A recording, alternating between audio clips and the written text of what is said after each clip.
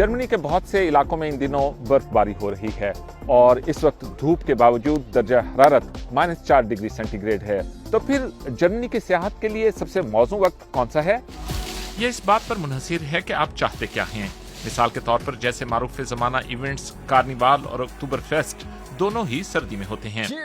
लेकिन फिर भी मौसम के बारे में पहले ही से जान लें। गर्मियों में आप टी शर्ट और शॉर्ट्स के साथ घूम फिर सकते हैं, मगर कुछ दिन वाकई काफी गर्म होते हैं। मौसम बहार और मौसम खिजा में अलबत्ता पैंट्स, स्वेटर्स और हल्की जैकेट्स पहनने के लिए तैयार रहें। सर्दियों में दर्जा हरारत 0 से भी नीचे गिर सकता है और बर्फबारी भी हो सकती है, तो इसके लिए गर्म कपड़े साथ रखना मत भूलिए। मौसम खिजा अलबत्ता कुछ उदास हो सकता है, मगर कुछ दिन ऐसे भी होते हैं जब दरख्त सूरज की रोशनी में खूबसूरत रंगों में नहा जाते हैं। अगर आप मौसम खिजा में यहाँ आते हैं, यानी सितंबर के वस्त से लेकर अक्टूबर के आगाज तक, तो फिर दुनिया के सबसे बड़े बियर फेस्टिवल अक्टूबर फेस्ट को हरगिज मिस न कीजिए। म्यूनिख में मुनक्किद होने वाले इस फेस्टिवल में आप जर्मन सूबे बावेरिया की रिवायात से लुत्फ उठा सकते हैं।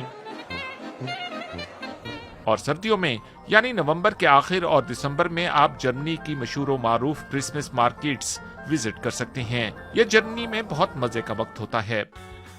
स्कीइंग के दिलदादा जर्मनी के पहाड़ी इलाकों में मजे कर सकते हैं।